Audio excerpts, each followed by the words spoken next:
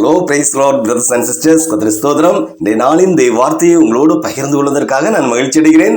இதன் மூலம் தேவநாமம் மகிமைப்படுவதாக. தேவன் நமக்கு தந்திருக்கும் இன்றைய நாளின் தேவ வார்த்தை, ஒரு காரியத்தின் துவக்கத்தை பார்க்கிலும் அதன் முடிவு நல்லது, பெருமை உள்ளவனை பார்க்கிலும் பொறுமை உள்ளவன் உத்தமன். பிரசங்கி புஸ்தகம் 7வது அதிகாரம் 8வது வசனம். அன்பு தேவ பிள்ளை, ஒரு சிறுவனுடைய தாய் எம்ப்ராய்டரியின் வேலையை செய்தார்கள். அவர்கள் துணியில் வட்ட வளையத்தை மாட்டி அதில் தான் எம்ப்ராய்டரிங் வேலையை செய்வார்கள். அந்த சிறுவன் அதை தரையில உட்கார்ந்து அப்படியே சரிஞ்சு பார்க்கிறான். அவன் பார்த்தபோது அவனுக்கு அந்த எம்ப்ராய்டரி அந்த துணிக்கு பின்பக்கம் மட்டும்தான் அவனுக்கு தெரிந்தது. தன்னுடைய தாய் என்ன செய்கிறார்கள் என்றே அவனுக்கு புரியவில்லை. இதேபோலே வண்ண வண்ண நூல்கள் இங்கும் அங்குமாக குறுக்கும் நெடுக்குமாக தைக்கப்பட்டிருந்தது அந்த துணிக்கு பின்னால. அவன் தன் தாயிடம், அம்மா, நீங்கள் வெகு நேரமாக ஏதோ தைத்து கொண்டே இருக்கீங்களே, நான் இருக்கும் இடத்திலிருந்து பார்த்தால் ஒன்றுமே புரியவில்லை, நீங்கள் என்னதான் செய்கிறீர்கள் என்று கேட்டான். அதற்கு அவனுடைய தாய், மகனே, நீ சற்று நேரம் வெளியே போய் விளையாடி விட்டு வா, நான் இந்த எம்ப்ராய்டரிங் வேலையை முடித்த பின்பு என் பக்கத்தில் நின்று நீ அதை பார் என்று சொல்லி அவனை வெளியே அனுப்பினார்கள். தன் வேலையை முடித்த பின்பு அவனுடைய தாய் அவனை கூப்பிட்டு காட்டினார்கள். சூரியன் உதிப்பதை போன்ற படம் மிக அழகாக அந்த துணியில் தைக்கப்பட்டிருந்தது. அதை பார்த்த சிறுவன் ஆச்சரியப்பட்டு போனான். அந்த துணியின் அடிப்பக்கம் பார்ப்பதற்கு எவ்வளவு குழப்பமாக தெரிந்தது, ஆனால் அதன் மேல் பக்கம் இப்படி எவ்வளவு அழகாக இருக்கிறது என்று வர்ணித்தான். அதற்கு அவனுடைய தாய், மகனே, இந்த துணியின் மேல் புறத்தில் இந்த அழகான படத்திற்கான பிளான் ஏற்கனவே வரையப்பட்டிருந்தது, அதை பின்பற்றி தான் நான் இந்த எம்ப்ராய்டரி வேலையை செய்து முடித்தேன் என்று விளக்கினாள். தேவப்பிள்ளை, இதை போலவே இந்த பூமியிலிருந்து பார்க்கும் நமக்கு தேவனுடைய வழிகளும் அவருடைய செயல்களும் ஒன்றுமே புரிவதில்லை. ஆனால் அவர் நம்மை பற்றி மிக உயர்ந்த நேர்த்தியான திட்டத்தை வைத்திருக்கிறார். தேவப்பிள்ளை, அதை அவர் செயல்படுத்தி கொண்டிருக்கிறார். எப்படி அவர் செயல்படுத்தி கொண்டிருக்கிறார், அது மிக பெரிய ஆச்சரியத்தை நமக்கு கொண்டு வரும். அதே போல தேவப்பிள்ளைகளே, வேதத்திலிருந்து ஒரு காரியத்தை பார்த்தோம்னா, ஒரு ஸ்திரீயை குறிச்சு, எஸ்தர் என்ற ஸ்திரீயின் வாழ்க்கையில் அந்த வேத வசனத்துல வேதத்துல ஒரு சம்பவம், ராஜா சம்பவம். அப்போ அதுல ஒரு எஸ்தர் என்ற சிறுமியின் வாழ்க்கையில நடைபெற்ற ஒரு சம்பவத்தை அவளால் புரிந்து கொள்ளவே முடியவில்லை. சிறு வயதிலே அவள் தன் தகப்பனையும் தாயையும் இழந்து அனாதையாக்கப்பட்டாள்.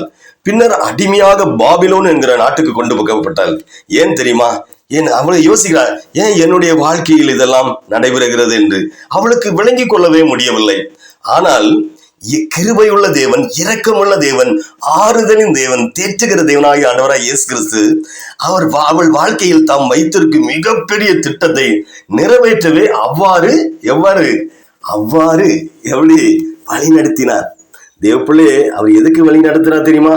அவள் அங்கிருந்த போது அந்த நாட்டை ஆண்ட அகஸ்வேரு ராஜா, 127 நாட்டுக்கு ராஜா, அந்த ராஜாவின் மனைவி வஸ்தி, வஸ்தி என்கிற ராஜ ஸ்திரீ தள்ளப்பட்டாள். அவளை ஆண்டு அந்த இது ராஜாவுக்கு கீழ்ப்படிதல் இல்லாதனால தள்ளப்பட்டாள்.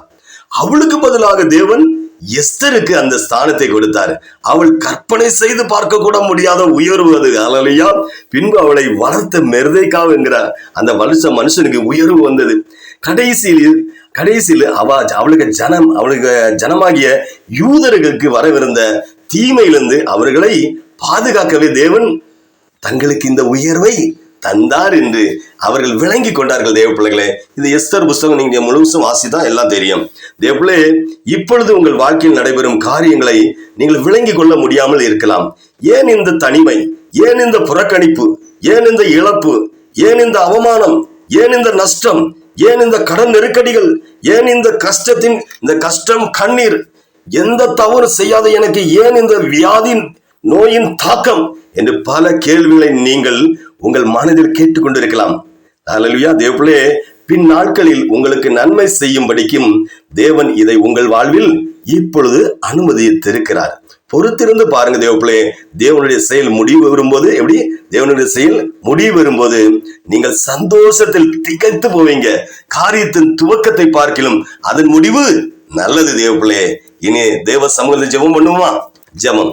ஒரு காரியத்தின் துவக்கத்தை பார்க்கிலும் அதன் முடிவு நல்லது, பெருமை உள்ளவனை பார்க்கிலும் பொறுமை உள்ளவன் உத்தமன் என்று சொன்னீரே. ஏசப்பா, உமக்கு ஸ்தோத்திரம். ஆண்டவரே, இந்த நேரம் ஏசப்பா, என் வாழ்க்கையில் நான் எடுக்கும் எந்த முடிவுகளும் தொடக்கத்திலேயே தெளிவு இல்லாமல் வாழ்க்கை அழிவுக்கு நேராக போகிறது ஆண்டவரே. எந்த விஷயத்திலும் காரியத்திலும் ஒரு முடிவு வரை சென்று ஆசீர்வாதமாக முடியாமல் எந்த காரியம் செய்தாலும் பாதி வழியில் பாதி வழியிலே பிரச்சனைகளை சந்தித்து நிற்கிறது ஆண்டவரே. தகப்பனே, என்னுடைய எல்லா காரியங்களிலும் முழுமை அடைய நன்றாக நடக்க உதவி செய்யுங்க ஆண்டவரே. என் வாழ்க்கையில் பெருமைக்கு நான் இடம் கொடுக்காமல் பொறுமை உள்ள மனுஷியாக உத்தமியாக வாழ எனக்கு உதவி செய்யுங்க ஆண்டவரே. நானும் என் வீட்டாரும் எந்த காரியத்திலும் பொறுமையாக நல்ல முடிவுகளை எடுக்க உதவி செய்யுங்க ஆண்டவரே. என்னுடைய எல்லா காரியங்களையும் ஜெபித்து தொடங்க எனக்கு உதவி செய்யுங்க ஆண்டவரே என்று இந்த நேரம் இந்த செய்தி கேட்டு ஜெபிக்கும் இவர்களையும் இவர்கள் குடும்பங்களையும் பெருமை இல்லாதவர்களாக பொறுமை உள்ளவர்களாக உத்தமர்களாக மாற்றி பாதுகாத்து ஆசீர்வதிப்பீராக என்று மீட்பர் இயேசுவின் நாமத்தில் ஜெபிக்கிறேன் ஜீவனுள்ள பிதாவே. ஆமேன், ஆமேன், ஆமேன். ஹல்லேலூயா, ஹல்லேலூயா.